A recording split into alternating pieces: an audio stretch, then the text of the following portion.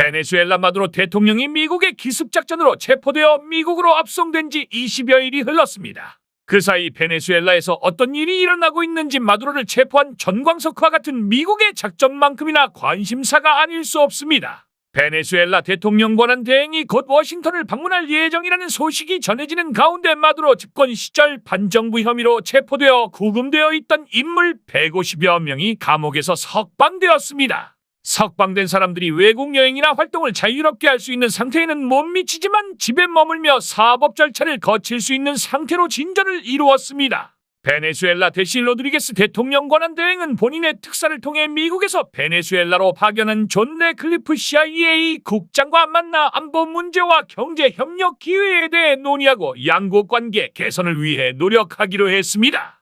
존 레클리프 CIA 국장은 마두로 체포 이후 베네수엘라를 방문한 최초의 미국 고위급 인사입니다. 마두로 대통령을 경호하던 쿠바 요원들의 장례식이 2026년 1월 15일, 16일 양일간 쿠바 국가 추모일이 선포된 가운데 쿠바에서 치러졌지만 베네수엘라에서 관리가 참석했다는 보도는 없습니다. 대통령을 경호하던 베네수엘라 군인 장례식에도 유가족과 군인들만 참석한 가운데 치러졌습니다. 대시 로드리게스 대통령은 새 내각을 구성하고 미국이 마두로의 꼭두각시라고 비난했던 알렉스 사브를 해임했습니다. 루이스 안토니오 빌레가스를 붙여 통합으로 만들어진 기관의 수장으로 임명한 것은 베네수엘라 임시 대통령직이 주도하는 전략적 변화의 일환으로 이는 전직 고위 관료를 대통령 권력에서 배제하는 조치입니다. 대시 로드리게스의 내각 개편을 보면 취임 후 10일 만에 베네수엘라 내각의 여러 가지 개편을 단행했습니다.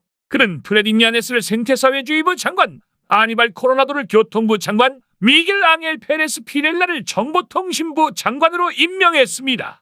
앞서 그는 마두로 경호팀의 일원이었던 후안 에스칼로나 대위를 대통령실 장관으로 전 중앙은행 총재였던 칼릭스토 오르테가를 신임 경제 부문 담당 부통령으로 임명하기도 했습니다. 또한 대시 로드리게스는 마두로 대통령 경호실장인 하비에르 마르카노 타바타 소장을 해임하고 구스타보 곤살레스 로페스 장군을 대통령 의장대 사령관 겸 군사방접총국 DGCIM 국장으로 임명했습니다. 마두로가 제거되자 베네수엘라 정치범 가족들이 약 800명의 수감자 석방을 요구하고 있습니다.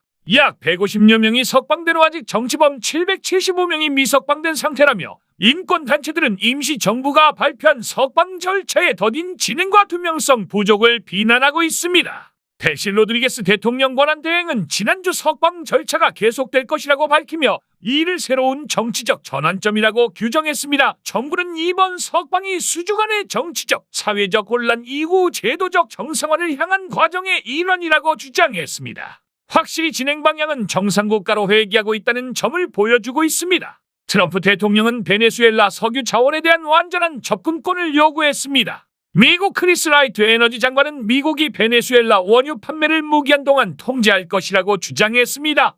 베네수엘라의 대시 로드리게스 임시 대통령은 화요일 미국이 베네수엘라 원유 판매에 5억 달러를 투자하기로 한 합의를 발표한 지 며칠 만에 석유 판매 수익금으로 3억 달러가 유입되었다고 발표했습니다. 로드리게스 임시 대통령은 카라카스의 한 지역센터를 방문한 자리에서 초기 투자금 5억 달러 중 3억 달러가 이미 입금됐다고 밝혔으며 이 행사는 국영방송 베네수엘라라 데 텔레비시온 VTV를 통해 생중계되었습니다. 그녀는 이 자금이 근로자들의 소득을 보충하고 지원하는 데 사용될 뿐만 아니라 인플레이션과 환율 변동의 부정적인 영향으로부터 소득을 보호하는 데 쓰일 것이라고 설명했습니다. 니콜라스 마두로 미국 체포 합성으로 베네수엘라 국민들에게 희망이 보이나 국민들 3분의 1 정도는 차베스 마두로를 적극 지지하는 사람들입니다. 차베스의 사회주의 정책 노선 차비스모를 추종하는 차비스타들과 그들이 중심이 되어 있는 민병대 문제 등 복잡한 정치, 사회 문제 해결에 경제 문제 못지않게 시간과 노력이 요구됩니다.